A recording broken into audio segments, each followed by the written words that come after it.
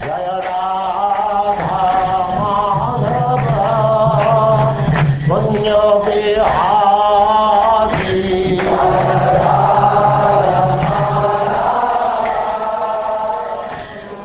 And now chapter 16, a description of Jambudvip.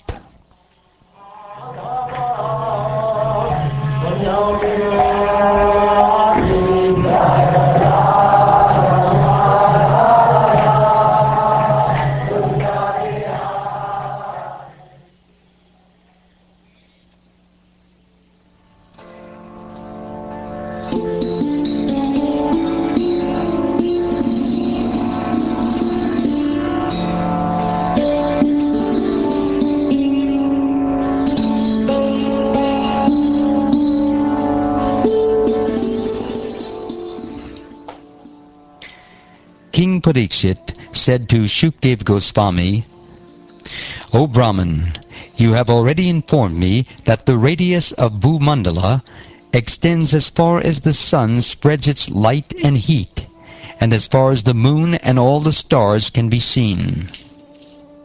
My dear Lord, the rolling wheels of Maharaj Priyavrata's chariot created 7 ditches, in which the 7 oceans came into existence. Because of these 7 oceans, Bhumandala is divided into 7 islands. You have given a very general description of their measurement, names, and characteristics. Now I wish to know of them in detail. Kindly fulfill my desire. When the mind is fixed upon the Supreme Personality of Godhead in His external feature, made of the material modes of nature, the gross universal form, it is brought to the platform of pure goodness. In that transcendental position, one can understand the Supreme Personality of Godhead, Vasudeva, who in his subtler form is self-effulgent and beyond the modes of nature. O my Lord, please describe vividly how that form, which covers the entire universe, is perceived. My dear King, there is no limit to the expansion of the Supreme Personality of Godhead's material energy.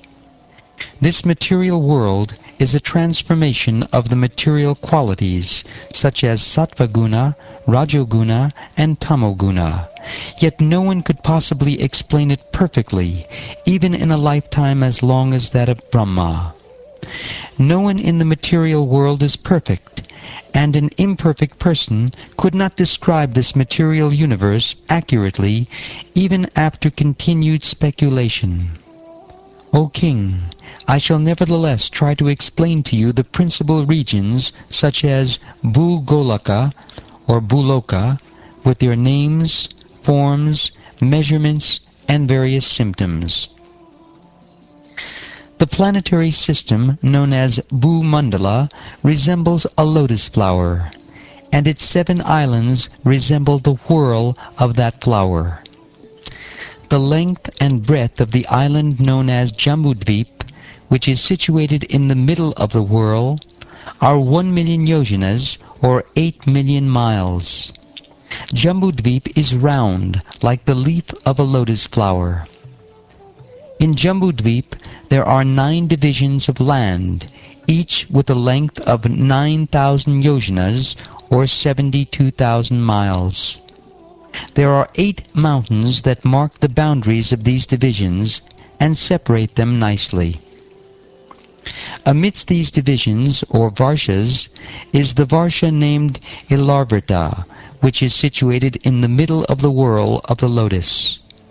Within Ilarvrta varsha is Sumeru mountain, which is made of gold. Sumeru mountain is like the pericarp of the lotus-like Bhumandala planetary system. The mountain's height is the same as the width of Jambudvip, or in other words, 100,000 yojanas, or 800,000 miles. Of that, 16,000 yojanas, or 128,000 miles, are within the earth, and therefore the mountain's height above the earth is 84,000 yojanas, or 672,000 miles. The mountain's width is 32,000 yojanas, or 256,000 miles at its summit, and 16,000 yojanas at its base. Just north of Ilarvita Varsha, and going further northward, one after another, are three mountains named Nila, Shveta, and Shringavan. These mark the borders of the three Varshas named Ramyaka, Hiranmaya, and Kuru, and separate them from one another. The width of these mountains is 2,000 yojanas, or 16,000 miles. Lengthwise, they extend east and west to the beaches of the ocean of salt water.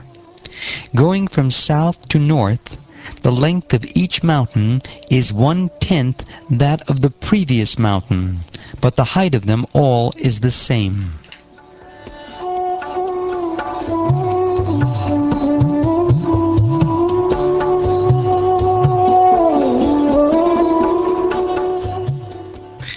Similarly, south of Ilarvita Varsha and extending from east to west are three great mountains named, from north to south, Nishada, Hemakuta, and Himalaya.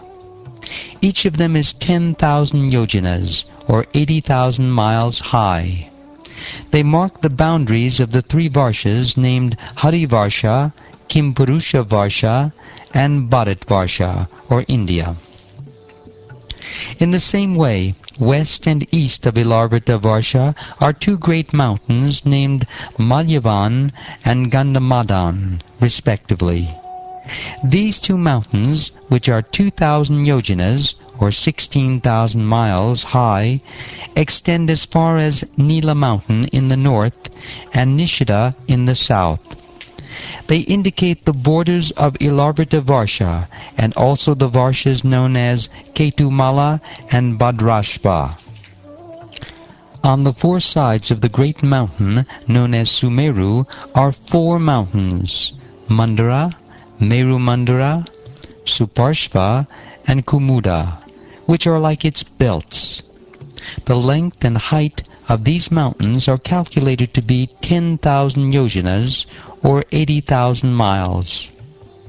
Standing like flagstaffs on the summits of these four mountains are a mango tree, a rose apple tree, a kadamba tree, and a banyan tree. Those trees are calculated to have a width of 100 yojanas, or 800 miles, and a height of 1,100 yojanas, or 8,800 miles. Their branches also spread to a radius of 1,100 yojanas. O Maharaj Parikshit, best of the Bharat dynasty, between these four mountains are four huge lakes. The water of the first tastes just like milk, the water of the second like honey, and that of the third like sugar-cane juice. The fourth lake is filled with pure water. The celestial beings, such as the Siddhas, Chadanas, and Gandharvas, who are also known as demigods, enjoy the facilities of those four lakes. Consequently, they have the natural perfections of mystic yoga, such as the power to become smaller than the smallest, or greater than the greatest. There are also four celestial gardens named Nandana, Chaitrarata, Vaibrajaka, and Sarvatobhadra. The best of the demigods, along with their wives, who are like ornaments of heavenly beauty, meet together and enjoy within those gardens, while their glories are sung by lesser demigods known as Gandharvas. On the lower slopes of Mandara mountain is a mango tree named Devachuta. It is 1,100 yojanas high. Mangoes as big as mountain peaks and as sweet as nectar fall from the top of this tree for the enjoyment of the denizens of heaven. When all those solid fruits fall from such a height, they break, and the sweet, fragrant juice within them flows out and becomes increasingly more fragrant as it mixes with other scents. That juice cascades from the mountain in waterfalls and becomes a river called Arunoda, which flows pleasantly through the eastern side of Ilarvata. The pious wives of the Yakshas act as personal maidservants to assist Bhavani, the wife of Lord Shiva. Because they drink the water of the river Arunoda, their bodies become fragrant, and as the air carries away that fragrance, it perfumes the entire atmosphere for 80 miles around. Similarly, the fruits of the jambu tree, which are full of pulp and have very small seeds, fall from a great height and break to pieces. Those fruits are the size of elephants, and the juice gliding from them becomes a river named Jambu Nadi. This river falls a distance of 10,000 yojanas from the summit of Meru Mandara to the southern side of Ilarvata, and floods the entire land of Ilarvata with juice. The mud on both banks of the river Jambu Nadi, being moistened by the flowing juice and then dried by the air and the sunshine, produces huge quantities of gold called Jambu Nada. The denizens of heaven use this gold for various kinds of ornaments.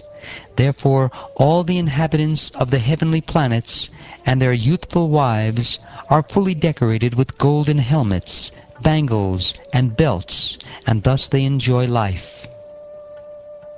On the side of Suparshva mountain stands a big tree called Mahakadamba, which is very celebrated. From the hollows of this tree flow 5 rivers of honey, each about 5 viyamas wide, or about 8 feet.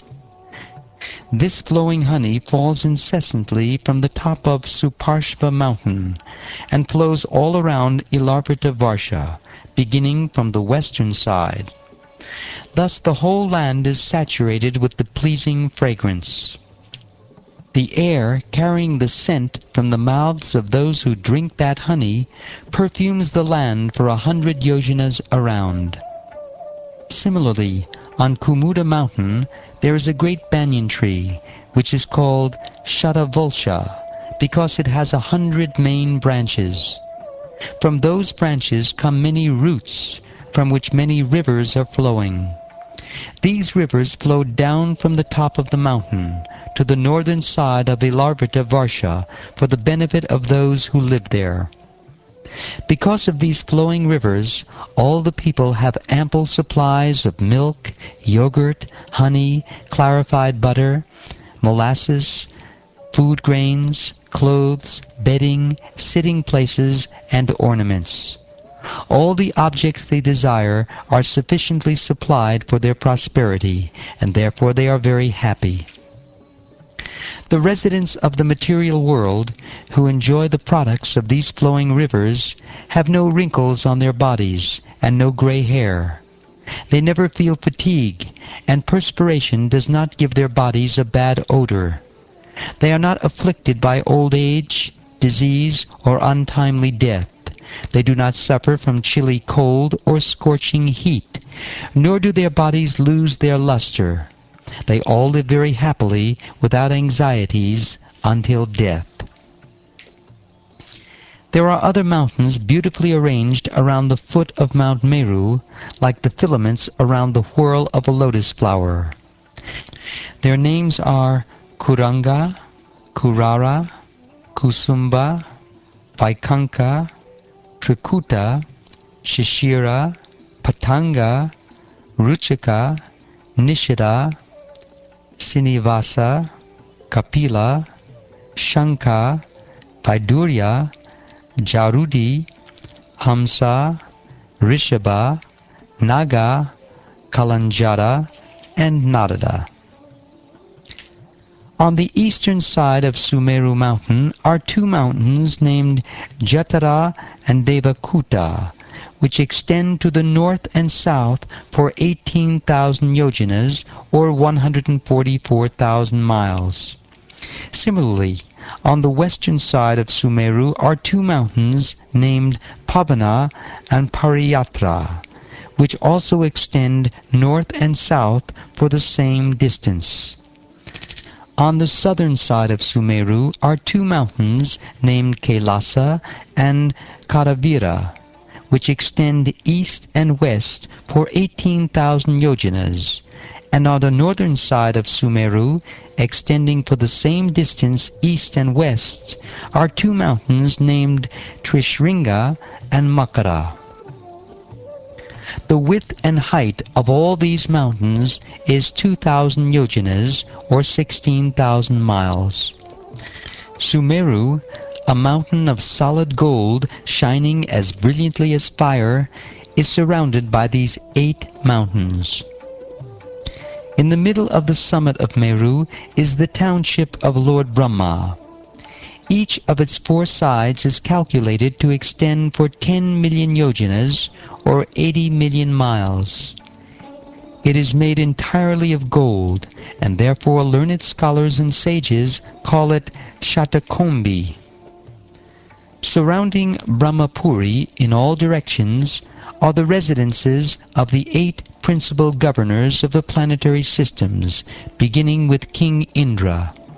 These abodes are similar to Brahmapuri, but are 1/4 the size.